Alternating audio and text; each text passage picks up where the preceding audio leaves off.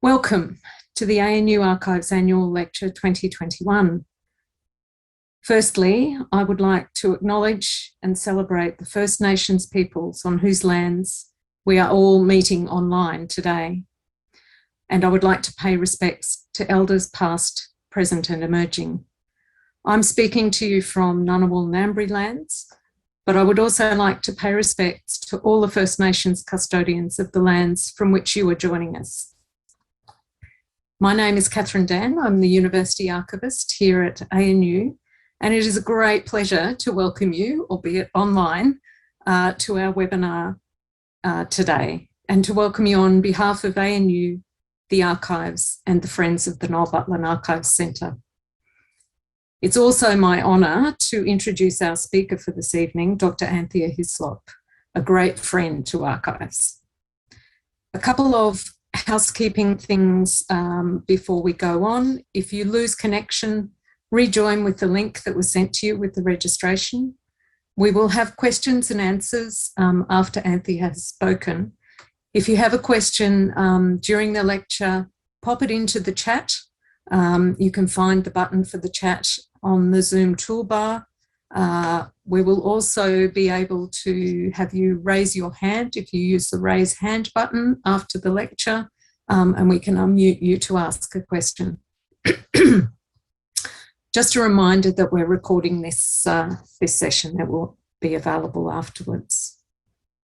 And this is a brief outline of how things will run today.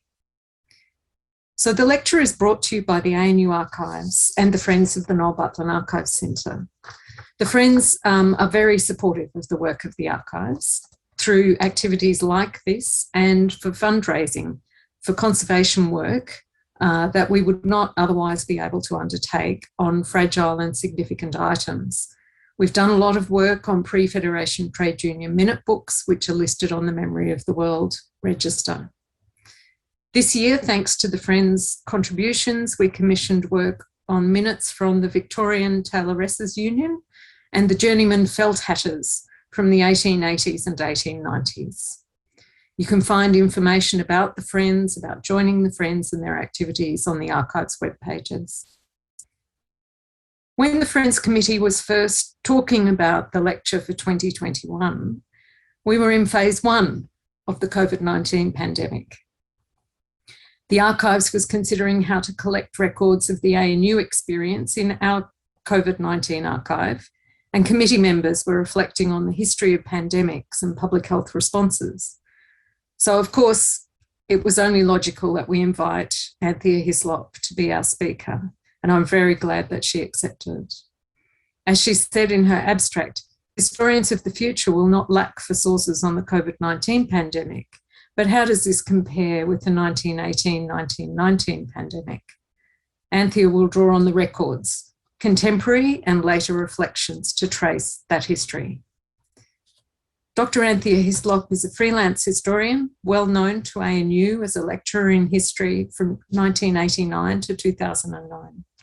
She previously taught at the Universities of Adelaide, Melbourne and La Trobe University, where she earned her PhD.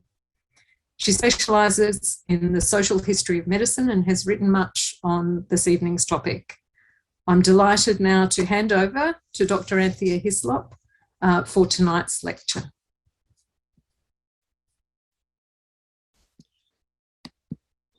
Thanks very much. Oh, hang on. Sorry. Sorry, I was having trouble with the video. Thank you very much, Catherine, for that. And I'll waste no time in getting on with it. It's perhaps more about recollections than written records, but the written records underpin everything else about the paper. These days, the great influenza pandemic of 1918-19 scarcely needs any introduction, having become familiar to us through our current COVID-19 ordeal. Nevertheless, I'll begin with a brief sketch of its development in Australia, because this country's experience differed somewhat from that of others, especially in the Northern Hemisphere. It's generally accepted that the flu pandemic emerged in the United States in the northern spring of 1918. It seems fairly typical in that first wave, despite some rather unusual features. From there, it was carried aboard American troop ships to a Europe still in the throes of war.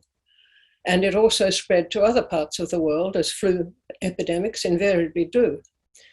By August 1918, in Western Europe, the disease had undergone a marked change, becoming much more deadly, with swift onset and marked pneumonic symptoms. Unlike other influenza strains, this one was most fatal among men and women in the prime of life. In severe cases, victims' lungs were filled with my own lungs are troubled at the moment. Victims' lungs were filled with a bloody froth, and lack of oxygen caused a heliotrope, a sort of purplish cyanosis that darkened the skin of the dying. This second wave, and a third that followed, took many thousands, ultimately many millions of lives. As the lethal second wave began raging in the Northern Hemisphere, more distant countries like Australia were still undergoing the milder first wave, which seemed much like the usual seasonal flu. But by October 1918, that second wave had spread around the world and was wreaking havoc in countries like Africa and New Zealand, both of which sent dire warnings to Australia. Here, the federal authorities instituted rigorous measures of maritime quarantine, and as a result, this country was able to keep the disease in check for nearly 3 months. This interval allowed time for preparations to be made. One of them, the development of a bacterial vaccine, and bacterial, I emphasize, because at this stage, viruses were virtually unknown to science, and certain bacteria were known to accompany this mysterious new influenza. I'll say more about that shortly. In November 1918, while flu cases multiplied at coastal quarantine stations around Australia, federal and state health officials met in Melbourne to arrange practical measures for controlling and treating the disease when it should enter the community. Chief among these was the decision that an infected state should promptly notify its plight to the federal authorities, and that other states would then promptly close their borders until they too became infected. The federal director of quarantine, Dr. Howard Cumston, had little faith in land quarantine, but the state governments were determined to attempt it. I'm smiling because it's already beginning to sound so familiar. When in early January 1919, maritime quarantine was somehow breached, it was in Melbourne, where the federal government was then based, that influenza first spread into the community. But there, a delay in identifying it as the dreaded lethal strain meant that the flu was able to travel further afield and to reach Sydney in late January, before Victoria had declared itself infected. An indignant New South Wales wasted no time in closing its border with Victoria, though both were now infected, and roundly condemned the failures of federal and Victorian authorities in Melbourne. What followed, amid rancorous debate, was a general closing of other states' borders and ensuing chaos for travellers and for freight movements. Like New South Wales, South Australia caught the flu very quickly, but Queensland was spared until the end of April, while Western Australia held out until early June, and Tasmania, with its own island isolation, until mid-August. Meanwhile, Dr. Cumston, still doubtful as to the disease's identity, had kept the maritime quarantine barrier firmly in place until late April. The combined effect of maritime quarantine and state border closures was to slow the pace of the pandemic, which diminished somewhat in virulence as time went on. Those of states infected last fared best, and the country as a whole, while suffering great loss, was spared the worst of the pandemic's impact. Australia's death toll, at first said to be around 12,000, is now thought to have been nearer 15,000 in a population of about 5 million. Comparing that with New Zealand's having over 8,000 dead in a population of little more than 1 million, it's clear that Australia had much to be thankful for. That's the end of my thumbnail sketch. First slide, please. Here is the mixed bacterial vaccine made by the Commonwealth Serum Laboratories in Melbourne. It contained 5 or 6 types of respiratory infection-causing bacteria, isolated from the sputum or post-mortem material of influenza cases in quarantine. The first dose was 1 cc of this A vaccine. The second dose of B vaccine, given a week later, was also 1 cc, but 5 times stronger. Its chief purpose, the combined vaccine, its chief purpose was preventive, but it was also used in treatment. It didn't prevent influenza, of course, but seems to have offered protection against serious secondary infections. Next slide. The caption for this press photo said, quote, "During the week, nearly 200,000 persons were inoculated at the various Sydney and suburban depots and by private physicians. As over 100,000 had previously been done, nearly half the population of the metropolis has thus been treated by the beginning of this week," end of quote. Sounds familiar too. By early February, the rush was on, but the vaccine was already much in demand before that. The Commonwealth Serum Laboratories produced around 3 million doses between October 1918 and March 1919, and state pathology labs were making it too. Next slide. This is something different. The model inhalatorium, as it was called, was made by Melbourne's Kodak company for its employees' use. The idea was to breathe in the steam and to have a kind of internal sterilization, perhaps antisepsis. Steam carrying sulfate of zinc in a weak solution was piped in through sprays for users to inhale for 4 minutes twice daily. This, said the newspaper caption, quote, "disinfects their throats and air passages," unquote. I stress that this inhalatorium was by no means typical. It was made specially by Kodak for its employees. Those set up by local councils might be merely a canvas chamber on a timber frame, but what was called a course of whiffs was very popular with the public. Next slide. As influenza took hold, communities large and small enacted plans for checking on residents' welfare and providing prompt assistance. Volunteers, such as Boy Scouts, would patrol the streets, notifying local relief workers of addresses where a council-supplied red card or SOS sign was displayed in a house window. In cities and larger towns, relief teams were likely to be motorised, as this one is, but we are still in the age of the horse-drawn vehicle for much else. Thanks, Candida. In much of what follows, instead of seeing things, you're going to be hearing voices, not recorded ones, but the words of pandemic survivors. If the pneumonic influenza pandemic of 1918-19 has been given scant attention in general histories of Australia, it's not for lack of written sources. Such was the pandemic's global impact that it was closely observed in Australia well before reaching here. Then, from its first appearance in quarantine stations late in 1918 until its final demise over a year later, the disease generated massive press coverage, intense discussion in medical journals, a vast correspondence between federal and state authorities, and lively parliamentary debate. Its progress was reported in detail by medical officers and health departments and measured in government statistics. At the personal level, though, among those who experienced the pandemic and survived it, this extraordinary episode became a private recollection, an ordeal recorded sometimes in family letters, more often in family legend, and surviving best of all in the memories of those who had either suffered the disease themselves or witnessed at first hand the sufferings of others. So matters stood until 1972, when an English author, Richard Collier, that's Collier, Richard Collier advertised around the world for recollections of the pandemic to furnish material for his book, The Plague of the Spanish Lady, published in 1974. From Australia alone, his inquiry, often followed by a questionnaire, elicited around 150 responses, sent from around the country by people who had either lived through the pandemic themselves or knew the stories of family members who had done so.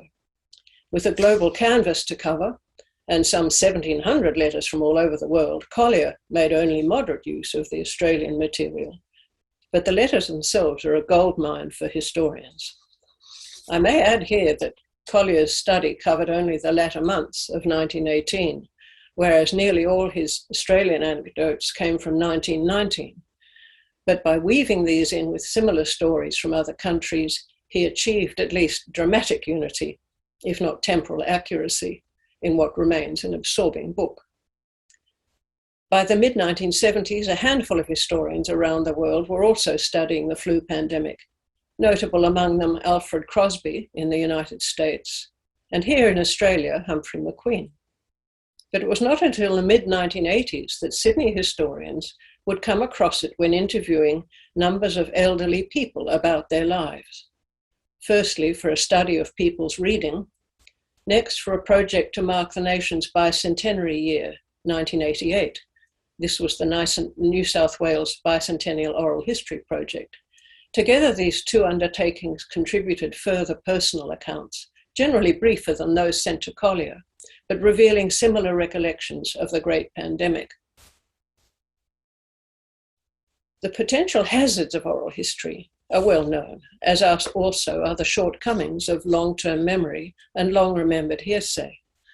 However, with pneumonic influenza, through its relative lack of exposure to scholarly scrutiny, there was perhaps less risk than with, say, the Great Depression, of first-hand accounts being inflated over time by repetition or by a sense of the episode's historical significance.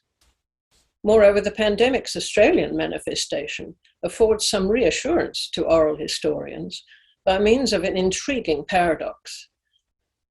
An instance in which what at first seemed a serious failure of memory proved instead to be an accurate reflection of ideas that prevailed at the time, ideas as to the identity of pneumonic influenza, closely linked with other ideas concerning its origins.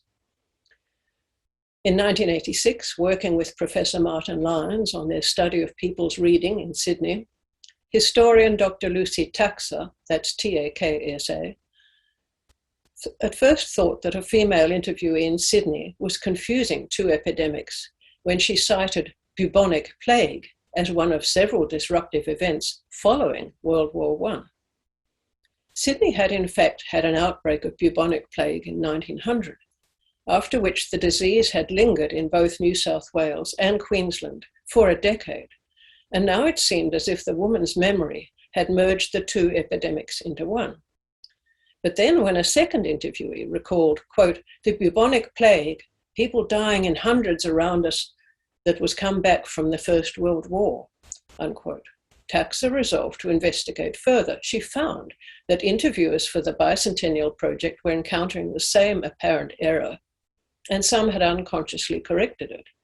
So in subsequent interviews, she and they sought to engage with this seeming mistake and soon discovered that what they called the multiple naming of the 1918-19 flu was a common phenomenon. In their 1992 book, Australian Readers Remember, Lyons and Taksa suggested that memory was not so much telescoping two diseases together as rather, quote, encapsulating the experience of the influenza epidemic in metaphoric language, the metaphor of the plague, unquote. They also felt that they had encountered a genuine Sydney folk memory. In a later essay entitled The Masked Disease, Taksa herself explored the matter more fully, with a sensitive discourse on the use of metaphor and the experience of disease, the influence of innumerable press evocations of plague in 1919, practical similarities between the two epidemics, and the need to take oral testimony at face value on occasion, in the first instance at any rate. Taksa's analysis is persuasive, and the oral evidence clearly ruled out any telescoping of two epidemics into one. Yet the letters to Richard Collier also seem to suggest that the two diseases themselves, plague and influenza, had become entangled in many minds during the flu pandemic rather than in later recollection. Several points make such contemporary confusion appear likely. Firstly, in Australia, the post-war pandemic was officially designated pneumonic influenza, and frequently so called. To persons unused to medical terms but familiar with bubonic plague, pneumonic and bubonic must have sounded very similar, and any confusion between the two might have been enhanced by the fact that plague itself has both pneumonic and bubonic forms. Next, the dusky purplish cyanosis in severe cases of this flu, together with the rapid darkening of corpses, gave people good reason to speak of the pandemic as the Black Plague or the Black Death, whether metaphorically or otherwise. Further evidence of contemporary confusion appears in the assertions by several interviewees that this influenza was carried by rats. The role of the rat flea as vector in the transmission of plague was probably not common knowledge in 1900, but with thousands of rats being killed and incinerated during Sydney's plague outbreak, as a health measure obviously, few people would have been ignorant of the broader association of rats with plague. The linking of influenza with rats might well betoken a confusion of two diseases, but for some it also served to explain the flu pandemic as a sinister product of the rat-infected trenches of the Great War's Western Front.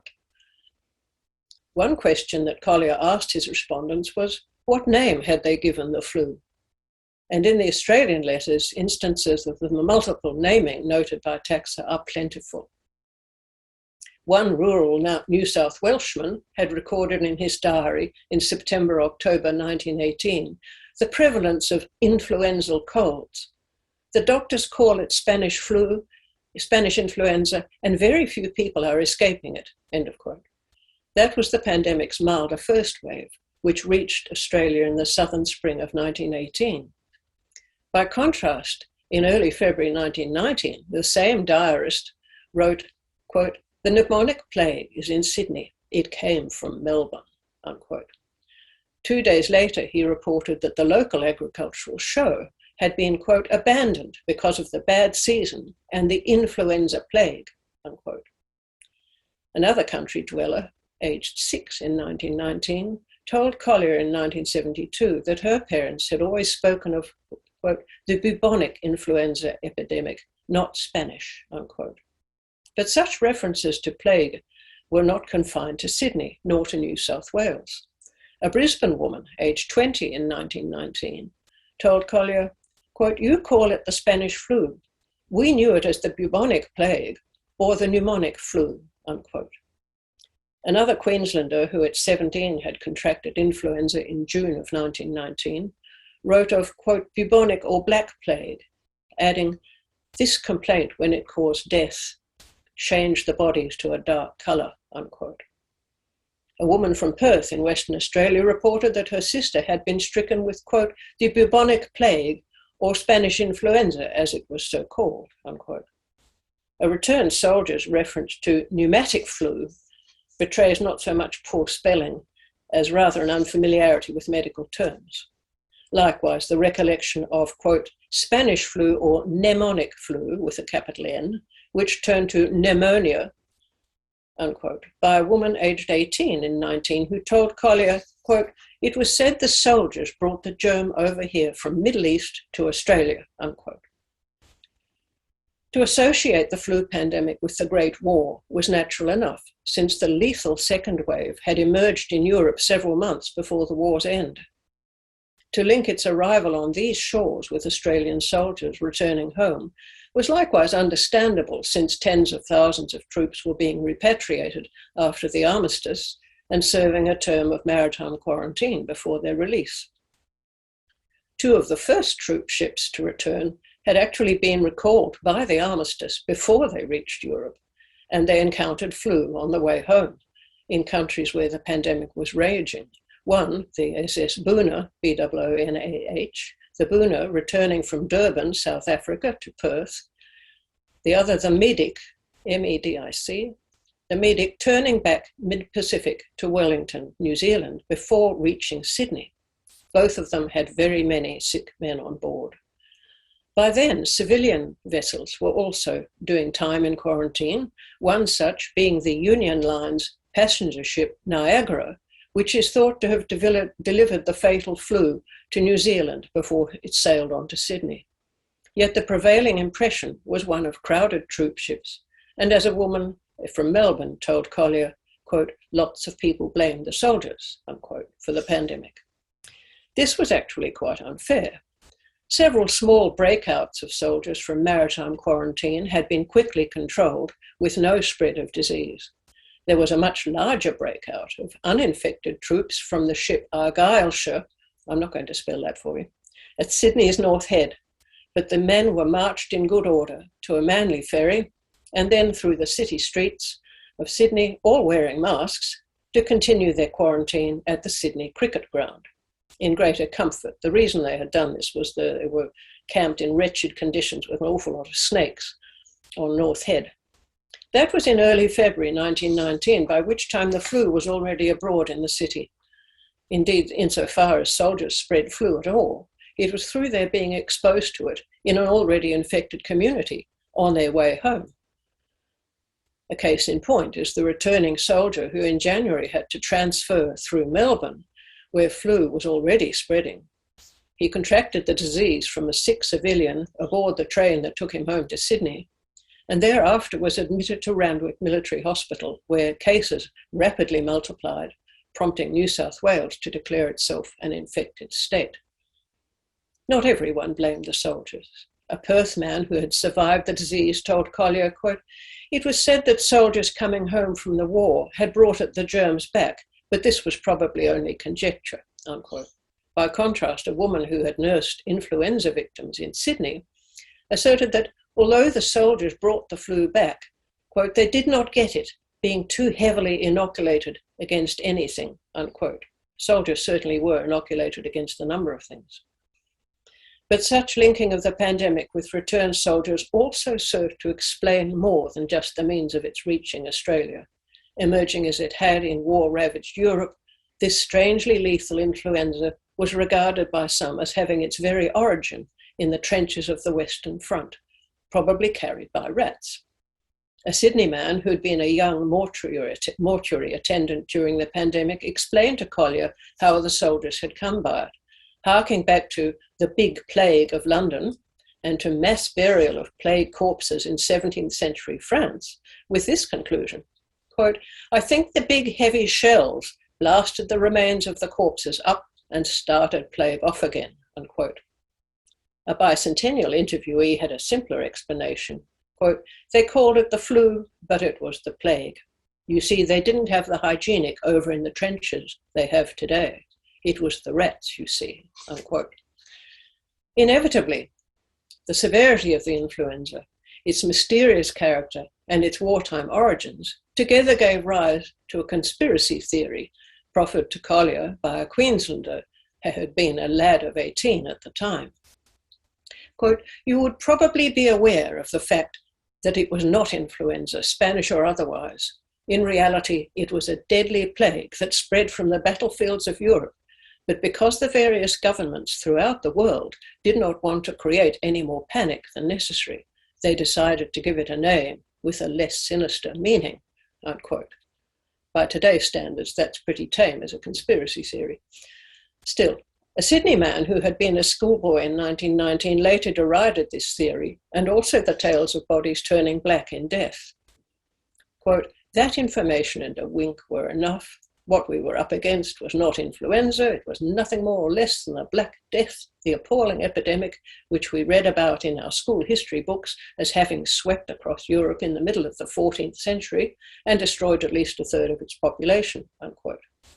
Many of his contemporaries had met the same wild story, as he called it, he told a Sydney historian in 1988. It was, he said, quote, "typical of the panicky state of mind that prevailed at the time." That there was widespread panic was confirmed by one who had been a volunteer ambulance driver during the pandemic. He told Collier that the disease was said to resemble the Black Death or the Great Plague of London. Those stricken died within 24 hours, their bodies turned black, decomposition was rapid. Many believed these rumours, he added.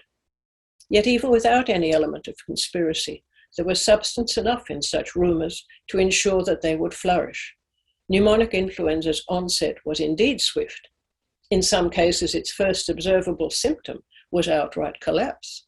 Death often followed within a few days, and certainly the cyanosis caused by deoxygenated blood, common in fatal cases, was real enough. Among the letters to Collier, there are first-hand accounts of it that cannot be lightly dismissed.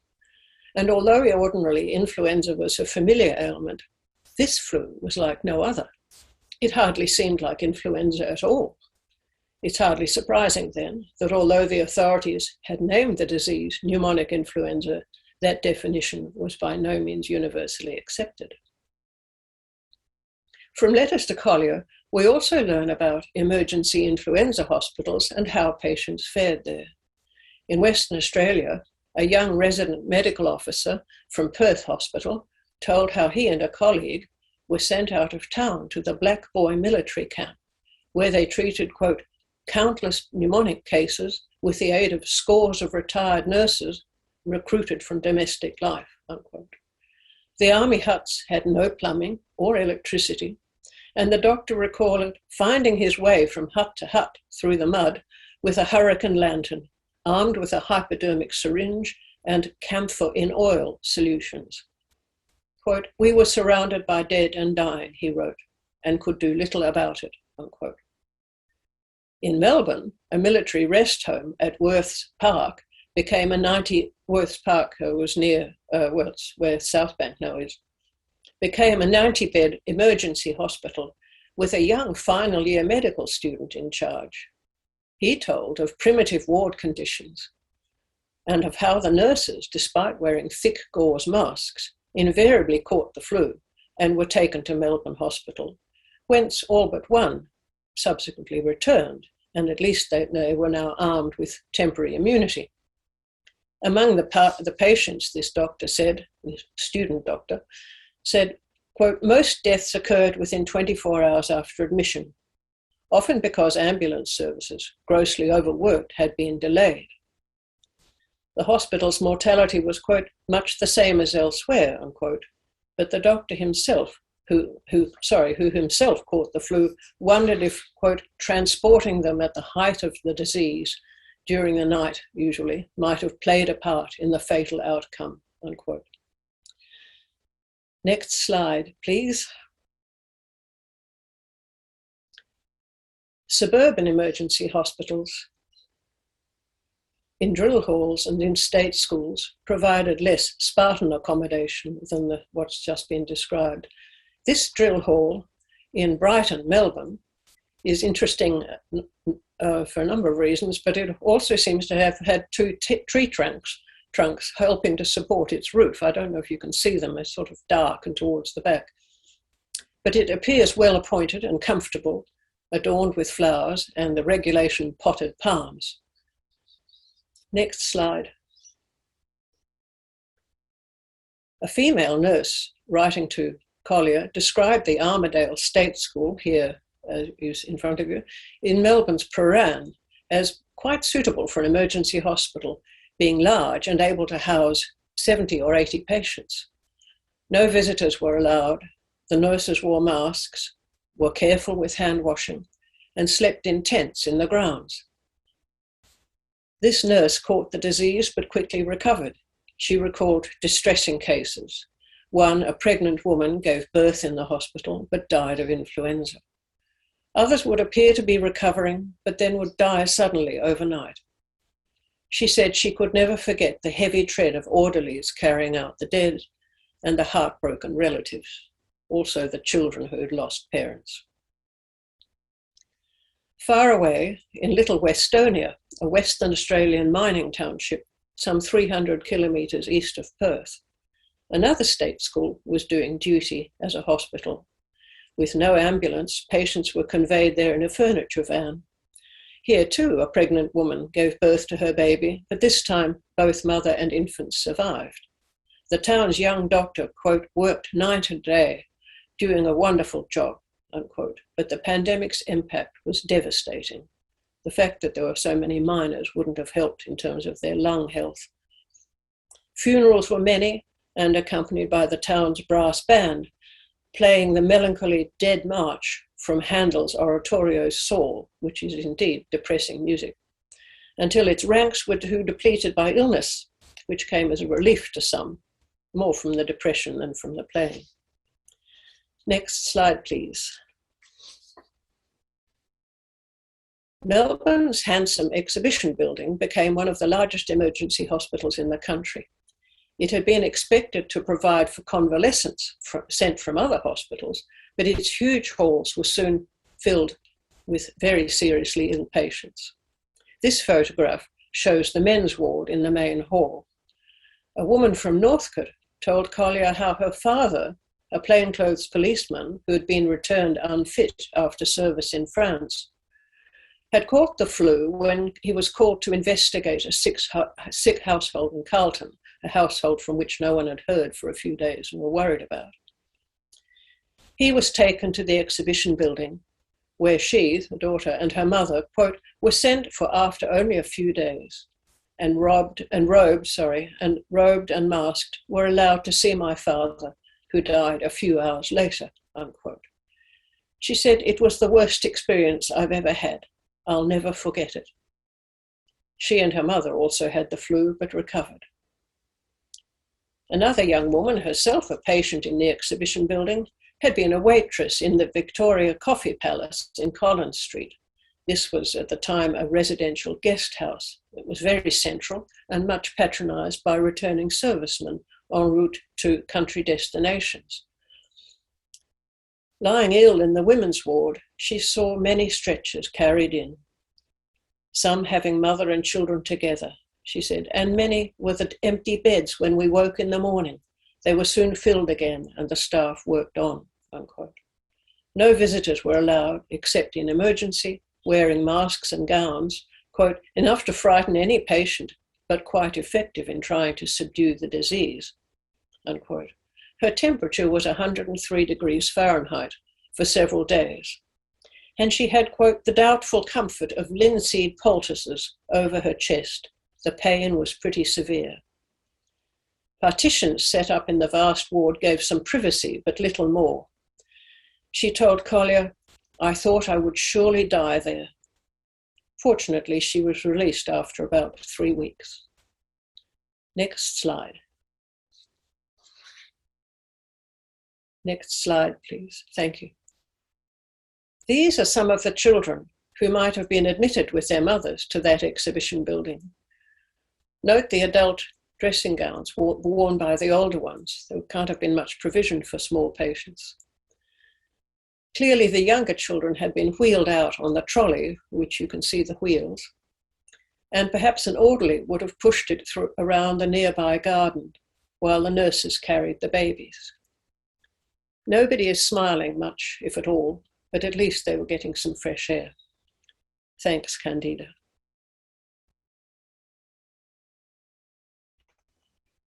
The letters to Richard Collier are also a plentiful source on the treatments given to influenza cases. Some of these were administered in hospitals or by general practitioners and were largely directed at relieving influenza symptoms. Letters refer to large bottles of a white mixture, which might perhaps have been APC, aspirin, phenacetin, and caffeine, or am and acid, which was probably ammonium chloride and carbolic acid. Also mentioned are quinine, carbolic acid and glycerin, which was soothing, linseed poultices, castor oil, cod liver oil. At home, there was much use of Warren's Wonder Wool, W-A-W-N, Warren's Wonder Wool, the so-called magic wrap, a medicated poultice produced by a manufacturing chemist in Sydney and sold everywhere around the country. Among a plethora of patent products were Wood's Great Peppermint Cure, Hearn's Bronchitis Cure, Nicholas Aspro, and a mouthwash called Great Heads Mixture. But in addition, or even in place of these, there were also many home remedies. Chopped raw onions or garlic or camphor gave forth virtuous vapors for the sick. Whiskey and brandy were freely resorted to, for medicinal purposes, of course. One man even dosed himself with kerosene on a chemist's advice and swore it cured him. Most important of all, though, whether in hospitals or at home, was good nursing, sponging the patient, cleaning their mouths, keeping patients clean, warm, and comfortable, administering medicines and cooling drinks, and much more besides. The letters spoke favourably of nurses and doctors alike. People knew there was no wonder cure, not only for this influenza, but for most infectious diseases then, and their expectations of medical science were modest than they are these days. One voice that is silent in the letters to Collier is that of Indigenous Australians. I think only one letter even refers to them, from a South Australian country dweller, the road from whose farm to the nearest town ran through an Aboriginal mission settlement. This woman wrote of seeing dead bodies lying here and there outside the small dwellings as they drove by, probably in a buggy. And it might well have been that those in charge of the settlement were themselves also laid low. The pandemic's impact on Indigenous communities was not well documented, but press coverage makes clear that it was disastrous. Their mortality would have been much higher than that of the rest of the population, perhaps even as high as that of Maori in New Zealand, which was some 7 times higher than the European death rate there.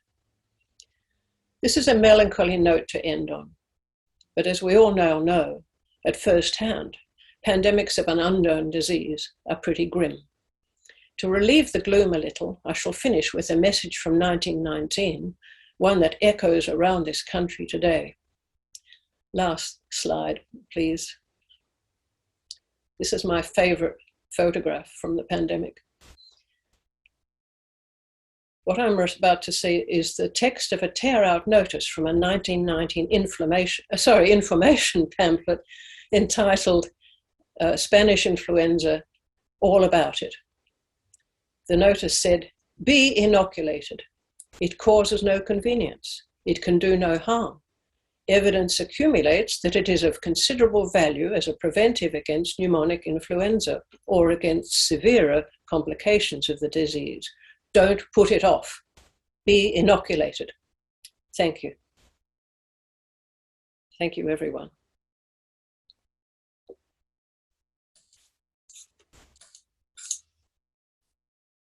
Thank you, Anthea. Thank you very much, Anthea. That was marvellous. So many echoes of our current situation, from state border closures, quarantine, so many. And I particularly loved the way that you drew in the testimony, written, oral testimony and experience. It was very moving. We have many, many questions in the chat, so I'm going to go straight on to those, and hopefully we can get through a number of them. Firstly, Frank Bongiorno says, Anthea, could you tell us a little more about the vaccines? How effective was the dissemination and how was it organised? Hello, Frank. It was CSL was quite a new organisation. It only started in the middle of World War I. It would devoted its entire production capacity to the influenza vaccine for quite some time, and their product was sent around the country. But it was supplemented also by, or rather, the supply was supplemented by state pathology labs certainly in Sydney and in Western Australia. I'm not sure about, say, Queensland or Tasmania, or South Australia, but at any rate, there was a good deal of it, and it was well taken up. It was quickly apparent that it wasn't going to prevent influenza, but it did have the effect of mitigating the risk of contracting secondary infections. It's tricky with pneumonic influenza because it was, as far as I can understand it, inherently pneumonic in itself. That is, it was going to cause a pneumonic condition, and quite a dangerous one. But of course, if you survived for a little longer than a few days, you might well be contracting a bacterial pneumonia or some other bacterial infection. And the vaccine was quite useful in that regard. They weren't just being made in Australia. The similar products were being made in North America and in Europe with similar results, I guess. I hope that helps.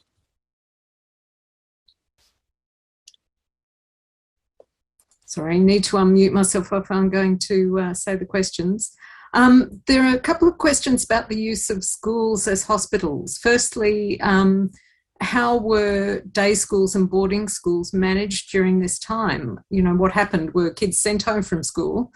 And then a question about the death rates in the larger wards, like the exhibition buildings, and the smaller schools. Do you know whether there was a difference?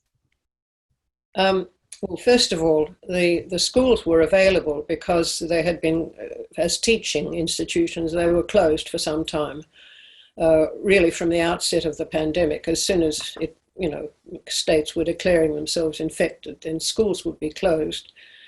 And some of them had already been planned that they would be turned over to local influenza hospitals, some of them, as I said, in drill halls as well as state schools. And then there were larger ones. The exhibition building in Adelaide was also a large influenza hospital. The proper hospitals, so to speak, were also taking influenza pandemic cases. It wasn't just in those emergency hospitals, but everything was all stops were being pulled out. The other part of the question of their death rate in these different establishments, I can't speak for the smaller schools, smaller hospitals, but certainly with the exhibition building, it seems to have been fairly similar to what was happening in the large real hospitals, the ordinary hospitals like the Melbourne and others. It was probably about 10%. And even in the one with the dreadful conditions in the Worth's Park establishment that was so primitive, he reported that the death rate was fairly similar to other hospitals. Thank you. Carolyn Strange is asking, could you please let us know if the Collier letters refer to resistance to mask wearing? And I suppose I'm also interested in, you know, was there an anti-vax movement? What was the resistance like and how did it happen? Well, first of all, now I've managed to forget the beginning of the question. Sorry. It was about masks and mask wearing. Sorry. Was there resistance? Well, they were compulsory in Sydney for a while. I'm not sure that they were compulsory elsewhere, but there was a huge take-up of mask wearing. Some people were critical of it, and smokers, of course, had a problem if they wanted to smoke, and they have to pull the mask down and might be fined if they weren't wearing them, if they lived in Sydney at any rate. But naturally, masks were much in use in hospitals. And I think people felt that they were a safety precaution. There was one lad who was a Boy Scout who wore his mask in bed at night, as well as during the day when he was delivering food or checking up on households around the suburb. And there was a lot of photography showing people in masks. They certainly were a novelty. And interestingly, there's really no photographic record of masks in New Zealand's epidemic. I think because hardly anyone was using them. It didn't seem to have been a plan for New Zealand. But masks are everywhere in Australia, and a lot of people had their photos taken by their friends simply for the sheer novelty of wearing masks. Now, the rest of Carolyn's question. Have you got it there? Sorry, I think that was actually me interposing and saying, was there an anti-vax type? Oh, yes. And how did that come about? Well, there was an anti-vax movement in early 20th century Australia, which was about cruelty to animals. Because, for instance, the diphtheria vaccine involved horse serum.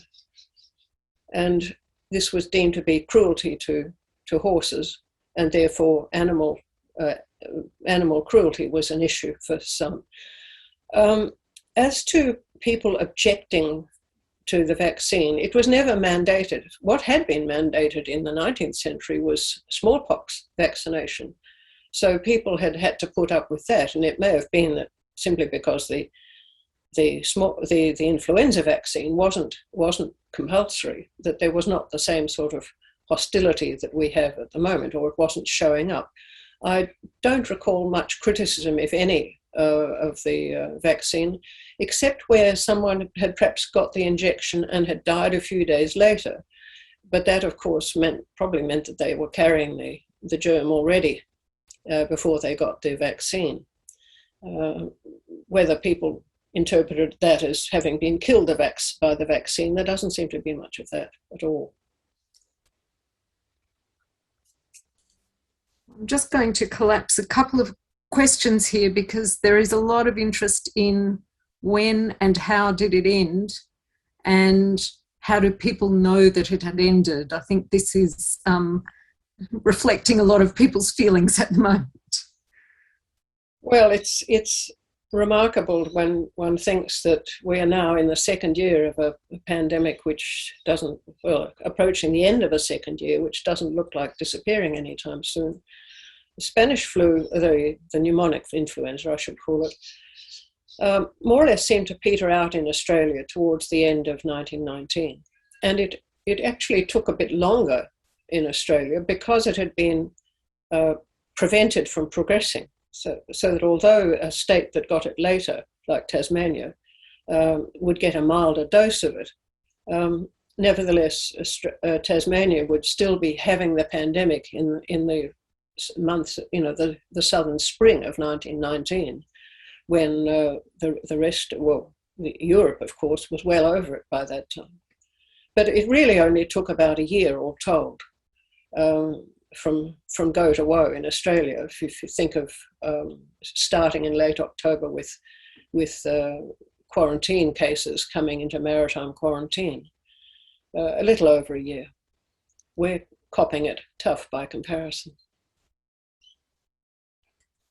And I know we have a lot of questions in the chat and we can certainly send them on to you afterwards. I might just pick up a thread that's come through about any role that the unions played or whether there was support for workers to isolate. Could you comment on that? And then I think we might have to close questions. Well, that's a good question. They're all good questions, by the way. But there was one union problem in relation to waterside workers in Western Australia, because they felt they were putting their lives in danger and dealing with, unloading ships and quarantine vessels with sick patients aboard. They were wanting some kind of protection, and so there was a strike in Perth, Fremantle rather. There may have been some other union activity, but by and large, people were still going to work. The schools were being closed. Places of public resort were closed. So if you worked in a cinema or a theatre or something like that, you couldn't go to the races. A number of activities like that where people crowded together were stopped. But the Kodak girls were still going to their factory and breathing in the inhalatorium. Naturally, essential services like railways were still going, but a lot of there was not the sort of lockdown that we have had in New South Wales and Victoria. I'm going to ask one more because there are so many good questions in the chat. And this is about the impact on the growth of public health and centralisation of medical powers by the states and the Commonwealth. So in what ways did the pandemic influence those moves? Well, as we know today, the responsibilities for health lie with the states. And at the time of the pneumonic influenza pandemic, there was no sort of federal health authority other than the federal director of quarantine. There was a minister for health, of course. Massey Green was his name. That's his surname. But what emerged in due course, not immediately, but a few years after this, was a federal Department of Health was established. This gave it some impetus, but also there was input from visitors from the United States. I can't recall the particular details, but there was some sort of encouragement from that direction for the setting up of a Department of Health. Also, the Institute of Tropical Medicine in Queensland was a product of around this time. So, yes, the influenza pandemic did help to promote that sort of development, but not entirely unaided. Now, what else? There was something else I wanted to say, actually, in relation to employment. Where those places of public resort were closed, in the case of New South Wales, there was some compensation. There was an inquiry into how much people had lost financially and so forth through having their establishments closed. And in the end, they got some compensation, although it was not anything like what they had asked for. And to read the report is to see ways of working out how little these people could be reimbursed for their loss rather than how much. So unlike today, of course. I don't know if I've answered all the previous questions. I think even though we have even more wonderful questions coming into the chat, and many, many thanks for your fascinating talk and all of the sources that you have referred to. I think we probably should close there. Thank you on the questions, but I would like to invite Bruce Scates, Professor Bruce Scates, who's the chair of the Friends, to just say a few words. Thanks so much, Catherine. Yes, as we come to the close of this evening, it is my immense privilege to move a vote of thanks on behalf of the Friends, but also on behalf of all of you who've been engaging so enthusiastically with tonight's brilliant presentation. But before I do that, can I just pause on something of an irony? I'm actually doing time, as you put it, Anthea, in quarantine here in Canberra, having legally visited one of what our Chief Medical Officer calls a problematic postcode in recent days. And I actually want to begin by taking my cue from Dr. Karen Coleman. We've all listened to her regular updates here in the ACT, and we all know that she often ends with a shout out to those people who've helped us so much during the pandemic. We are indeed indebted to them all. What I'd like our first shout out to be tonight is to our library and to our archives here at the ANU, who've not just brought us your brilliant lecture this evening, but they've also maintained an incredibly high level of service for students, for staff, and indeed for the entire community. So thanks, Catherine, to you and your colleagues for all that you've done in these difficult times. Thanks to Candida and the communications team for the technological wizardry that brought us all together when we all have to stand apart. And finally, thanks to the 2021 Noel Butlin Archives Lecturer, Dr. Anthea Hyslop. In this, our testing time of the pandemic, what a tonic your lecture has truly been. It was once called the forgotten pandemic, but really through the lens of 1918 to 1918, you've reminded us of so many important things. I'm struck, and it's clear by these questions that the audience was struck, by the sheer continuity of historical experience, so familiar, as you smilingly put it. That quarrelling over the state borders, the race for a viable cure, the critical role of the frontline health worker, the way the pandemic disrupted the pattern of economic and everyday life. But most important of all, I think, that all-pervasive fear, the fear of the uncalculable, the fear of the sinister, as you put it, the fear of the unknown. Now, fear is not an easy thing for a historian to write about. It's often not well served by state-sanctioned archives. And that's where your use of personal narratives tonight, Anthea, has been so successful, be they oral histories or life memoirs. They were illuminating. Thank you. It's through the voices of those survivors that you revealed for us the particularities that were faced by that generation, because no two experiences of the pandemic can ever be quite the same.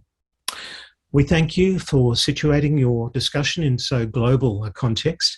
Pandemics have scant regard for state and national borders and even postcodes, as we all know. I found your opening remarks on the experience of our Kiwi cousins simply fascinating. Finally, as this is the Noel Butlin Lecture, I wouldn't be doing my job unless I commented on your dexterous use of the archives, the close reading of health records, and social historians know how difficult and how ideologically laden any medical record can be. The tension that you chart between public record and private memory, your enterprise in consulting both family letters and what you called family legend, I love that, and your finely nuanced interrogation of that rich visual narrative that we have glimpsed at through the PowerPoint this evening. I wonder how many of us imagined ourselves as one of those white masked figures in a vintage motor rushing off from Blackfriars School Depot to God knows where. But somehow, as your closing remarks suggest, this is an image that links one century to another, and I think reminds us all of something very important today. So, how can we thank you for so exemplary a social and cultural history, one that recovers a past that we were perhaps once in danger of forgetting, and one of such urgent contemporary relevance? Well, one way is to present you with another exemplary social history and a project like your own that addresses a kind of historical amnesia. It is something of a tradition that the Friends of the Noel Butlin Archives present our annual lecturer with a book of his or her choosing. And I'm delighted to say that this is the book that Anthea has chosen. Coming up on your screen there. It's Janet McElman's latest work, Vandemonians. It's a fascinating journey through the lost and indeed repressed history of Victoria's convict past. Anthea, we hope you enjoy reading it at least half as much as we have enjoyed your lecture this evening. Thank you. Thank you, Frank. Very much, Bruce. You've been far too kind. The real stars of this particular show are all the people who wrote wonderful letters to Richard Collier and spoke to Sydney historians long ago. But thank you very much for all your kind words, and thanks to everyone who helped put this show on the road. And I'm delighted with my present. I think I chose it because I already knew something about this book, and I'm looking forward to a paper that Janet McElman will soon be giving, and her work is always wonderful. And so I look forward to reading Vandemonians and recommend it to everyone. Thank you. Thanks again. Thank you, Anthea. I think it just falls to me to actually bring our event today to a close, to say once again, thank you to Anthea. This has been a brilliant lecture, and I know from the feedback that has already appeared, people have enjoyed it very much. The recording will be available via the Archives website, so look out for that. And if you were registered, you will receive a message. Thank you to Bruce for that able summary. And please stay in touch with us, with the ANU Archives, the Noel Butlin Archives Centre, and the Friends of the Noel Butlin Archives Centre. So thank you, everybody, for attending the webinar. Goodbye.